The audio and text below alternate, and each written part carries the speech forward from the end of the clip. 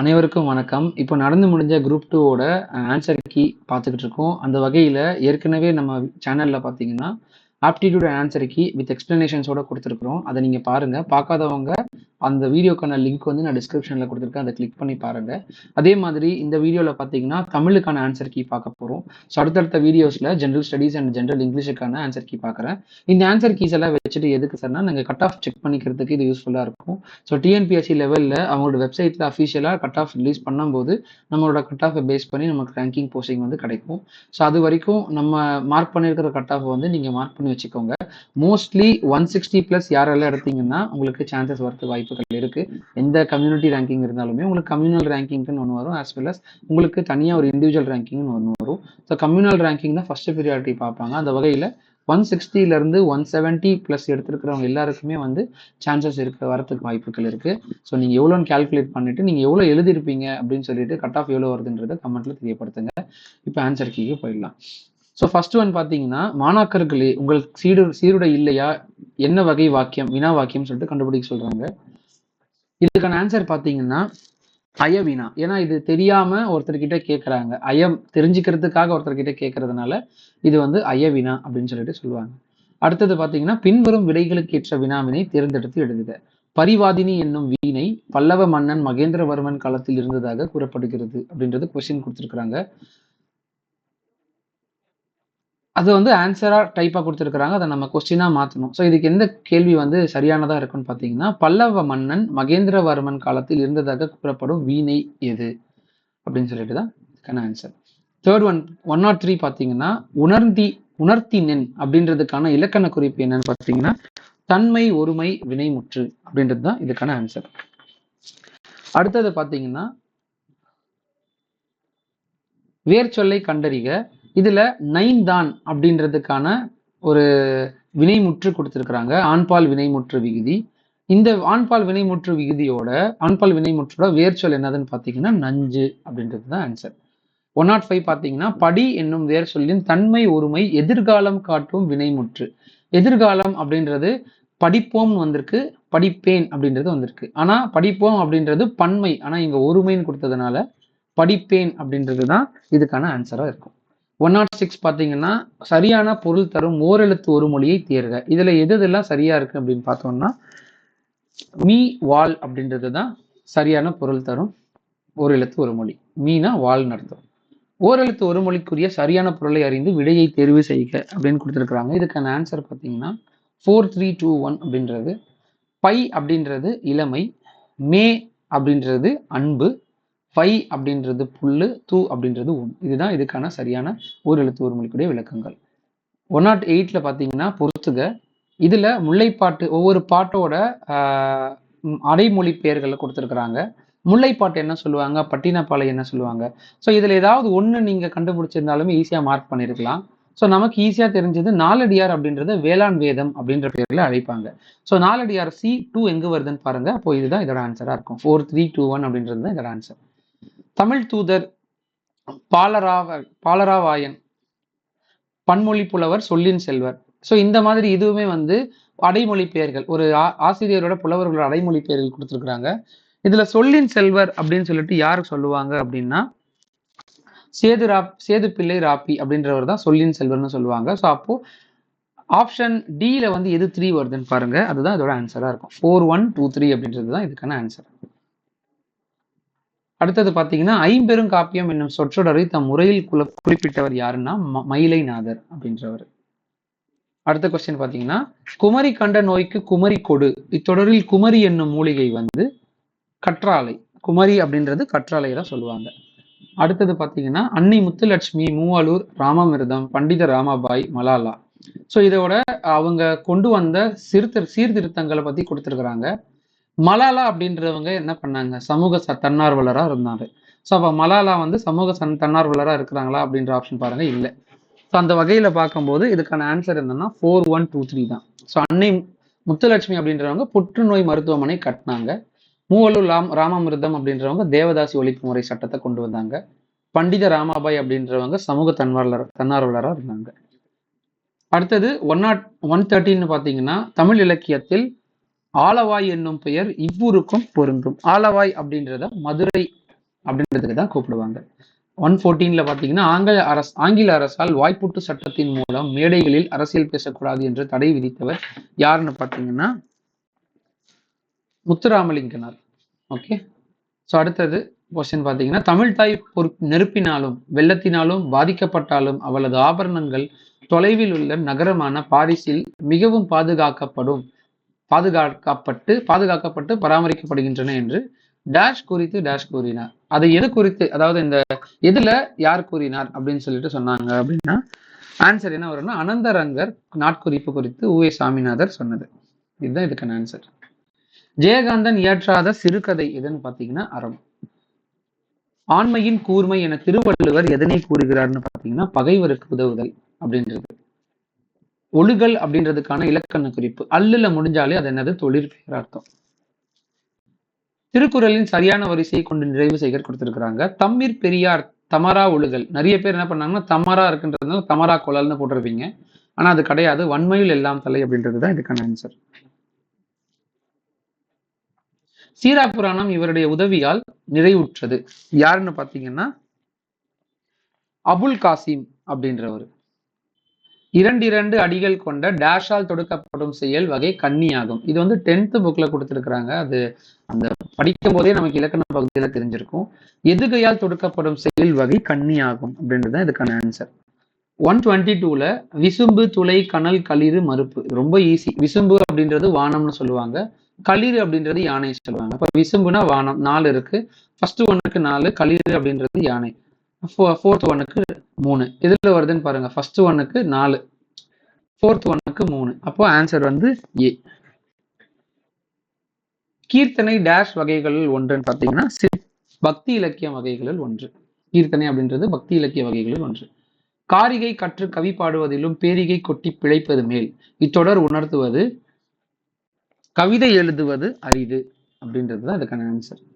ஆகுப்பெயர் பயன்படுத்தப்படாத பழமொழியை தேர்வு செய்யன்னு கொடுத்திருக்கிறாங்க. இதுல எது ஆகுப்பெயர் பயன்படுத்தல அப்படின்னா ஆளும் வேலும் பல்லு குருதி அப்படின்றதுல தான் ஆகுப்பெயர் பயன்படுத்தல. பன்னரும் கோங்கின் நன்னலம் கவற்றி இவ்வடியில் இடம்பெற்றுள்ள எதுகை வகை என்னதுன்னு பாத்தீங்கன்னா முற்ற எதுகை, பொழிப்பு எதுகை. இதுக்கான எதுகை என்ன வகை கொடுத்திருக்கிறாங்கன்னா பொழிப்பு எதுகை. 127ல வஞ்சி தலைக்குரிய சீர் அமைப்பு என்னதுன்னு பாத்தீங்கன்னா தேமாங்கனி புலிமாங்காய் அப்படின்றது. இந்த சொல்லின் வகையை கண்டறிய சொல்றாங்க. வெண்மை அப்படின்றது என்னன்னா வண்ண பண்பு பெயர். ஸோ வெண்மைன்னு கொடுத்துருக்கிறதுனால இந்த மை விகுதி வந்ததுனால அது பண்பு தொகையா எடுத்திருக்கலாம். அதனால பண்பு பெயர் வண்ணத்தோட பண்பு பெயர் அப்படின்றதுதான் வெண்மை அர்த்தம். வஞ்சி விருத்தம் என்பது சிந்தடி நான்காய் ஒரு பொருள் மேல் ஒரு செய்யுள் மட்டும் வருவது அப்படின்றது. ஒளி வேறுபாடு அறிந்து சரியான பொருளை பெறுக.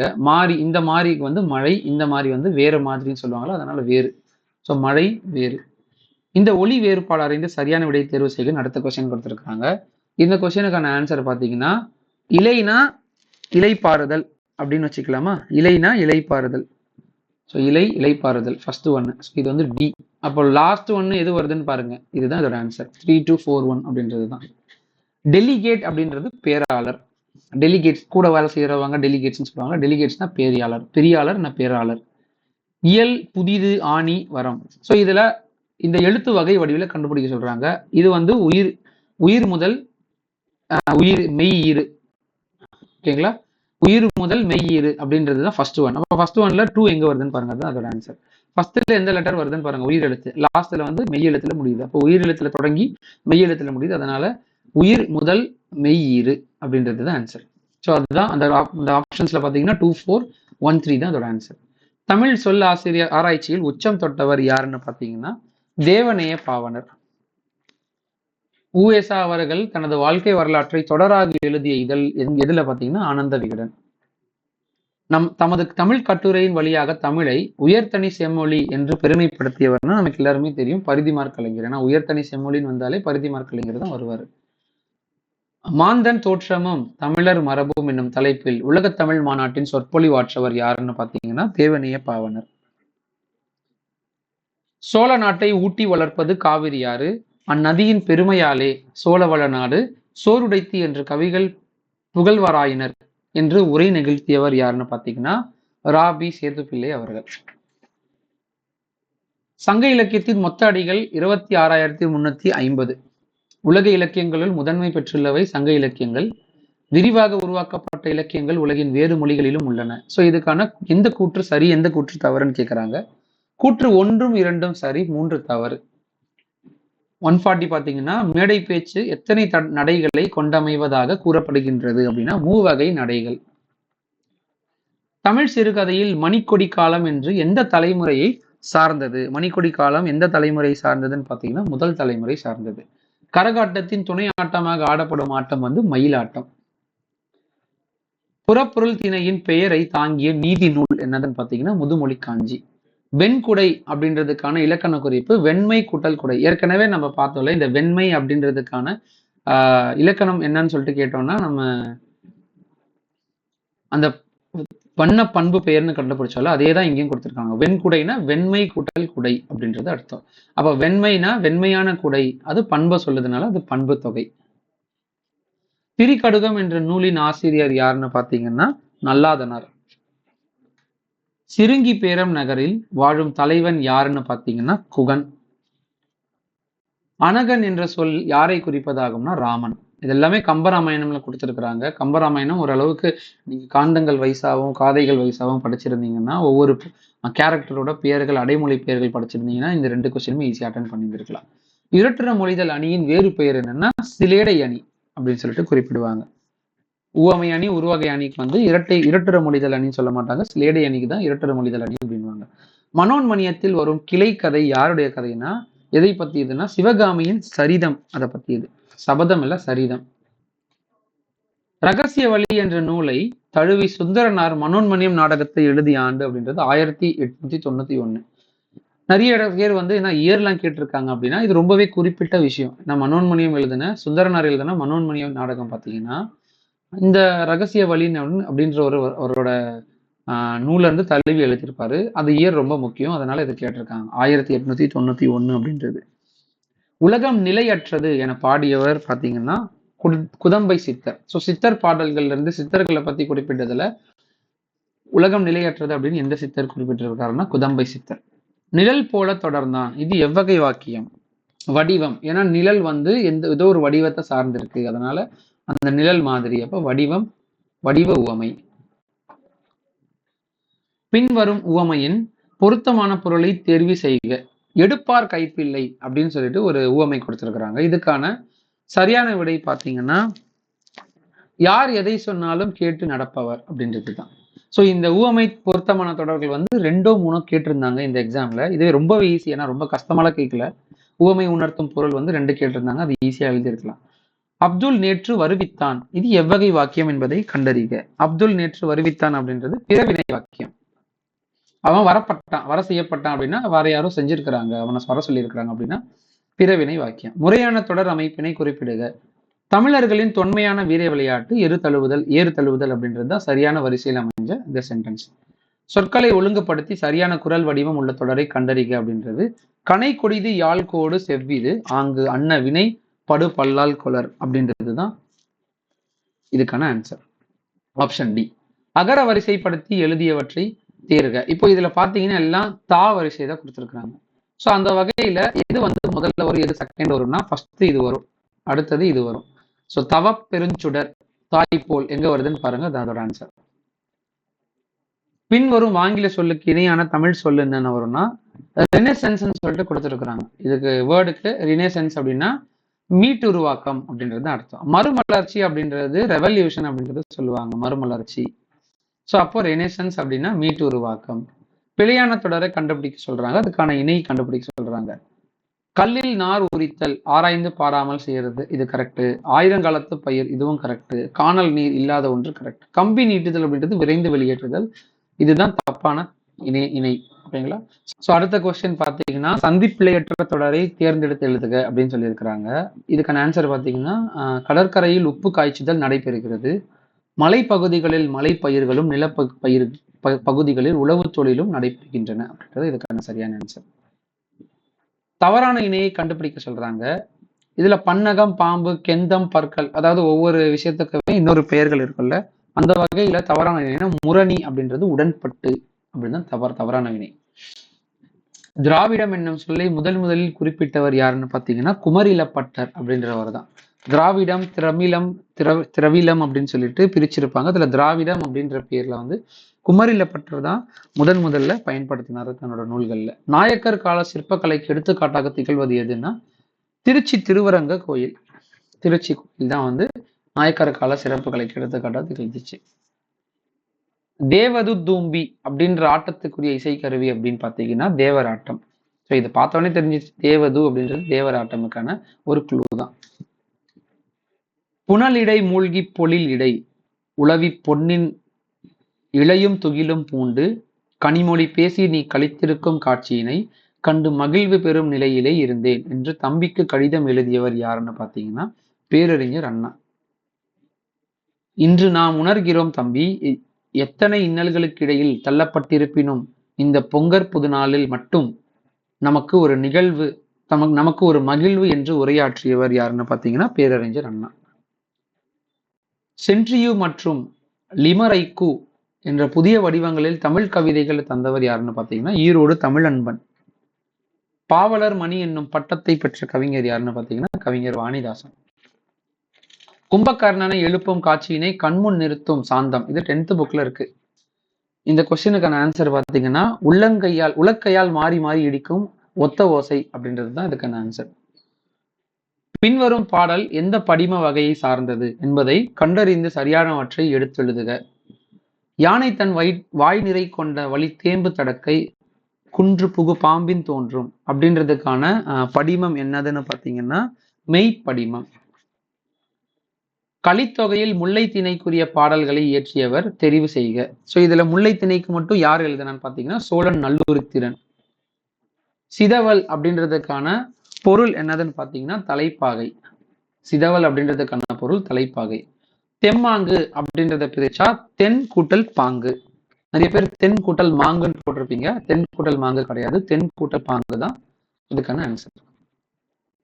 எள்ளில் தைலம் போல் எங்கும் நிறை பொருளை உள்ளில் துதித்தே உணர்வடைந்து போற்றியரே. பாடல்களை இயற்றியவர் யாருன்னு பார்த்தீங்கன்னா இடைக்காட்டு சித்தர். திருப்பல்லாண்டு என்ற நூலை பாடியவர் யாருன்னு பார்த்தீங்கன்னா குலசேகர ஆழ்வார். ஓகே. தர்மசேனர், அப்பர், வாகீசர் என்னும் பெயர்களை கொண்ட சைவ அடியார் யாருன்னு பார்த்தீங்கன்னா ஈசி திருநாவுக்கரசர். தமிழ் 3000 என்று அழைக்கப்படும் நூலை இயற்றியவர். தமிழ் 3000 பாடல்களை கொண்டது வந்து திருமந்திரம். திருமந்திரத்தோட ஆசிரியர் யாருன்னு பார்த்தீங்கன்னா திருமூலர். அழகிய குளிர்ந்த கடம்பவனத்தை விட்டு இறைவன் நீங்கினான். எவ்வகை வாக்கியம்னு பார்த்தீங்கன்னா இது அவரா விருப்பப்பட்டு செய்யறது, அதனால இது செய்யப்பாட்டு வினை. எவ்வகை வாக்கியம் என கண்டறிக. நான் திடலில் ஓடினேன். இதுதான் தன்வினை. ஏன்னா அவன் தான் செய்யறான், அவன் செய்யறத விஷயத்த அவனே சொல்றான் அப்படின்றது தன்வினை. வேற ஒருத்தர் செய்யறான்னா அது பிறவினை. பின்வரும் தொடர் எவ்வகை தொடர் என கண்டறிந்து சரியானவற்றை தேர்வு செய்க. குமரன் மலையில் நனையாமல் இல்லை அப்படின்னு கொடுத்துருக்காங்க. அப்போ அவன் நனையாமல் இல்லைன்னா நனைஞ்சிருக்கிறான் அப்படின்னு அர்த்தம். பொருள் மாறாமல் எதிர்மறை தொடர் அப்படின்றது இதுக்கு ஆன்சர். எதிர்மறை தொடர்னா குமரன் மலையில் நனைந்தான் அப்படின்றது அர்த்தம். நனையாமல் இல்லைன்னா பொருள் மாறல, நனைஞ்சிருப்பான் அப்படின்றதுதான் நனையாமல் இல்லைன்னு கொடுத்துருக்காங்க. அது பொருள் மாறாமல் இருக்கும் எதிர்மறை தொடர். பின் வருவனவற்றுள் அகர வரிசைப்படி எழுதப்பட்ட நவமணிகளை தேர்வு செய்க. இப்போ இதுல ஏற்கனவே கொடுத்த அகர வரிசை பார்த்தீங்கன்னா எல்லாமே தா வரிசை கொடுத்திருந்தாங்க. ஆனா இங்க அந்த மாதிரி இல்லை, எல்லாமே வார்த்தைகளுமே வந்து பயன்படுத்தியிருக்கிறாங்க. ஸோ இப்போ கா நீ, இப்போ இந்த வரிசையில இதெல்லாம் ஃபர்ஸ்ட் வரும்னு பாருங்க. பா வந்து 2 கொடுத்துருக்குறாங்க, மா வந்து 2 இருக்கு, மா வந்து 3 இருக்கு, வா வந்து வை அப்படின்றது 2 இருக்கு. ஸோ இந்த வகையில கோ மேதகம் அப்படின்றது தான் ஃபர்ஸ்ட், நீலம் அப்படின்றது செகண்ட், பவளம் அப்படின்றது தேர்டு. ஏன்னா கா நா பா, பா ஃபர்ஸ்ட் 3வது தான் வரணும். அந்த வரிசையில பி தான் இதோட ஆன்சர். வினையச்சம் கண்டறிக. ஓடினான், ஓடும், ஓடிய, ஓடி. வினையச்சம் அப்படின்றது ஓடி, ஓடி வந்தான். ஸோ அப்போ ஓடி அப்படின்றது தான் வினையச்சம். இதோட பகுதி வந்து ஈல முடியுது, அதனால வினையச்சம். வினைமுற்றை தெரிவு செய்யணும். வானா வந்தான், வந்தான்னா ஆண்பால் வினைமுற்று. கொடுக்கப்பட்டுள்ள வேர் சொல்லின் வினையாளனையும் பெயரை கண்டு எழுதுக. அறைனா அறைந்தவர், அவர் அப்படின்றது வினையாளனையும் பெயர். அறைதல்னா தொழிற்பெயர், அறைந்தனா பேரச்சம், அறையும்னா அவன் வேற ஒரு விஷயத்தை சார்ந்தது இருக்கான். அறையும் தொடர் இன்னும் வினை தொகையை சார்ந்து வரும். அதுல பாதி தான் கொடுத்துருக்காங்க. அப்ப அறைந்தவர் தான் இதுக்கான வினையாளனையும் பேரா இருக்கும். எது தவறான இணை பார்த்தீங்கன்னா இரவு பகல் கரெக்ட், அகலாது போதாது அப்படின்றது கரெக்ட். தன்மை வெண்மை அப்படின்றது இவற்றுள் எது தவறான இணை அப்படின்னு சொல்லிட்டு கண்டுபிடிக்க சொல்றாங்க. எதிர்ச்சொல்ல கொடுத்துருக்காங்க. இந்த எதிர்ச்சொல் எது தப்புன்னு சொல்லிட்டு கண்டுபிடிக்கணும். இரவு பகல் கரெக்ட், அகலாது போகாது அப்படின்றது தான் தப்பு. ஸோ இதுதான் இதோட ஆன்சர். தன்மை வெண்மையும் கரெக்ட், விருப்பு வெறுப்பும் கரெக்ட், அகலாது போகாது அப்படின்றது தான் இதுக்கான ஆன்சர். சரியாக எழுதப்பட்ட சொல்லை தேர்ந்தெடுத்து எழுதுக. அஞ்சிலோதி. அப்போ பிளஸ் சில பிளஸ் ஓதி அப்படின்றது தான் இதுக்கான ஆன்சர். பிளஸ் சில பிளஸ் ஓதி. ஊன் பொதிய விழா. ஊன் பிளஸ் பொதி பிளஸ் அவிழா அப்படின்றது தான் இதுக்கான ஆன்சர். வழக்குரைஞராக பணியாற்றிய தமிழ் கவிஞர் யாருன்னு பார்த்தீங்கன்னா நா. பிச்சமூர்த்தி. காந்திய கவிஞர், உவமை கவிஞர், மக்கள் கவிஞர். ரொம்ப ஈஸி, ஏன்னா இது எல்லாமே எழுதில. உவமை கவிஞர்னா யாரை சொல்லுவாங்க? சுரதாவை சொல்லுவார்கள். காந்திய கவிஞர் யாருன்னா காந்தி மீது பற்று கொண்டதுனால நாமக்கல் கவிஞரை காந்திய கவிஞர்னு சொல்லுவாங்க. அப்போ காந்திய கவிஞர்னா 2. அப்போ அதுதான் அதோட ஆன்சர், ஆப்ஷன் ஏ. பிசிராந்தையார் என்ற நாடக நூலுக்காக சாகித்ய அகாடமி விருது பெற்றவர் யாருன்னா பிசிராந்தையார்னு வந்தாலே பாரதிதாசன் அப்படின்றது ஆன்சர். உணவு உடை அடிப்படை தேவை, அந்த தேவையை பூர்த்தி செய்தானதும் முதல் இடம் புத்தக சாலைக்கு தரப்பட வேண்டும் என்று கூறியவர் அறிஞர் அண்ணா. ஸோ அண்ணாவை சார்ந்தே 3 கொஸ்டின் கேட்டுட்டாங்க. தம்பிக்கு லெட்டர் எழுதின 2 கொஸ்டின், உணவு உடை அடிப்படை தேவை பத்தின 1 கொஸ்டின். ஸோ அறிஞர் அண்ணாவை பத்தி 3 கொஸ்டின். கீழ்கண்டவற்றில் தெரிவிக்க எழுதாத நூல் எதுன்னு பார்த்தீங்கன்னா மனுமுறை கண்ட வாசகம். ஏன்னா மனுமுறை கண்ட வாசகம் பார்த்தீங்கன்னா இவர் எழுதல, உமறு புலவர் எழுதியிருப்பாரு. விளக்குகள் பல தந்த ஒளி என்னும் நூலை இயற்றியவர் பார்த்தீங்கன்னா லிலியன் வாட்சன் அப்படின்றவங்க. உலகளாவிய தமிழர்கள் சிறப்பும் பெருமையும் புலம்பெயர்ந்த தமிழர்கள் பற்றிய முதல் புதினம் புயலிலே ஒரு தோணி. இதுவும் 10th புக்லேயே இருக்கு, அதிலே கொடுத்திருப்பாங்க. அந்த ஆசிரியர் உலகளாவிய தமிழர்கள் பத்தி சிறப்பும் பெருமையும் புலம்பெயர்ந்த தமிழர்கள் சொல்றாங்க அப்படின்ற மாதிரி அவர் கொடுத்திருப்பாரு. தமிழ் நாடக கலையின் பெர்னாட் ஷா என்று அறிஞர் அண்ணா யாரால் பாராட்ட பெற்றார்னு பார்த்தீங்கன்னா கல்கி. யாழின் வகைகள். யாழ் 4 வகையை சேரும். குடிமக்கள் காப்பியம் எனப்படுவது ஈசி, திரு சிலப்பதிகாரம். போருளந்தெடுத்த ஆரையில் நெடுங்கொடி வாரல் என்பன போல் மறித்து கை காட்ட. இப்பாடலில் பயின்று வரும் அணி அப்படின்றதுனா தற்குறிப்பேற்று அணி. இதுவுமே புக்கில் இருக்கு, ஸ்கூல் டெக்ஸ்ட் புக்ஸ்லயே இருக்கு. உமறு புலவர் எழுதிய வேறு நூல் என்னதுன்னு பார்த்தீங்கன்னா முதுமொழி மாலை. பெருமாள் திருமொழியை பாடியவர் யாருன்னு பார்த்தீங்கன்னா குலசேகர ஆழ்வார். ஆண்டாள் அப்படின்றவங்களும் வேற திருப்புகழை பாடியிருப்பாங்க. திருமொழியை பெருமாள் திருமொழியை குலசேகர ஆழ்வார் பாடியிருப்பாங்க. இதுவுமே ஸ்கூல் புக்லயே இருக்கு. ஸோ இந்த தமிழ் பேப்பர் பார்த்தீங்கன்னா ரொம்ப டஃப்லாம் கிடையாது, ஓரளவுக்கு மாடரேட்டா இருக்கிற ஒரு தமிழ் பேப்பர் தான். ஈஸியா, அதாவது எதுவுமே படிக்காம போயிருந்தாலே உங்களால 60ல இருந்து 65 கொஸ்டின்ஸ் ஈஸியா ஸ்கோர் பண்ணலாம். அதை தாண்டி கொஞ்சம் நல்லா எஃபோர்ட் போட்டு படிச்சிருந்தீங்கன்னா உங்களால 80ல இருந்து 90 வரைக்கும் ஸ்கோர் பண்ணலாம். ரொம்பவே தீவிரமா படிச்சிருந்தாலாம். ஏன்னா அந்த மோனைலாம் பார்த்தீங்கன்னா பொழிப்பு மோனை, எதுகை வகைகள்லாம் படிக்கணும். அது மட்டும் இல்லாம அந்த இயர்ஸை ஞாபகம் வச்சுக்கணும். ஏன்னா தமிழ் பொறுத்த வரைக்கும் எக்கச்சக்கமான டாபிக்ஸ் இருக்கு. எவ்வளோ விஷயங்கள் படிச்சாலுமே படிக்காத மாதிரியே தான் தெரியும். ஸோ முடிஞ்ச அளவுக்கு நீங்க படிச்ச ஒவ்வொன்றுத்தையுமே ரீகால் பண்றதுக்கு டைம் ஒதுக்குங்க. அடுத்தடுத்த எக்ஸாம்ஸ்ல கொஞ்சம் ஃபோக்கஸ் பண்ண பாருங்க. தமிழ்ல எந்த அளவுக்கு நீங்க 95+ ஸ்கோர் பண்றீங்களோ அந்த அளவுக்கு உங்களோட கட் ஆஃப் இன்க்ரீஸ் ஆகும். ஸோ தமிழ்லயும் மேக்ஸ்லயும் முடிஞ்ச அளவுக்கு 125 கேள்விகளுக்கு உங்களால 120க்கு மேல ஸ்கோர் பண்ணுங்க. அப்பதான் ஜிஎஸ்ல உங்களால எந்த ஸ்கோர் பண்ணாலுமே இது அளவுக்கு ஈடுகட்ட முடியும். ஏன்னா ஜிஎஸ்லயே பாத்தீங்கன்னா 160 எடுக்கணும்னா நீங்க இதுல இருந்து 40 மார்க் ஸ்கோர் பண்ணணும். அதாவது 75 கொஸ்டின்ஸுக்கு 40 கொஸ்டின் கரெக்டானாதான் உங்களால 160+ செக்யூர் ஆக முடியும். ஸோ எந்த அளவுக்கு நீங்க தமிழ் மேக்ஸ்ல ஃபோக்கஸ் பண்றீங்களோ அந்த அளவுக்கு உங்களால டோட்டல் கட் ஆஃப் அப்படின்றது இன்க்ரீஸ் ஆகும். ஸோ இதுல சரியா எழுதல அப்படின்னா வெக்ஸ் ஆக்காம அது அந்த மாதிரி யோசிக்காம அடுத்தது என்னதுன்னு பற்றி மட்டும் ஃபோக்கஸ் பண்ணி அடுத்தது படிங்க. ஏன்னா குரூப் 1 குரூப் 2 பார்த்தீங்கன்னா நோ ஏஜ் லிமிட், எந்த ஏஜுமே எழுதலாம். அடுத்த குரூப் 2 நீங்க வரத்துக்குள்ள நீங்க ப்ரிப்பேர் ஆயிடுங்க. ஸோ அதுக்காக டைம் ஒதுக்கி டெய்லி ஒரு மணி நேரம் 2 மணி நேரம் ப்ரிப்பேர் பண்ணீங்கன்னா உங்களால ஈஸியாக அச்சீவ் பண்ண முடியும். வேற ஏதாவது டவுட்ஸ் இருந்துச்சுன்னா நீங்க கமெண்ட்ல தெரியப்படுத்துங்க. ஸ்கிரீன்ல தெரியற நம்பருக்கு நீங்க கான்டாக்ட் பண்ணி பேட்சஸ் ஏதாவது ஜாயின் பண்ணணும்னா ஜாயின் பண்ணிக்கலாம். தேங்க்யூ.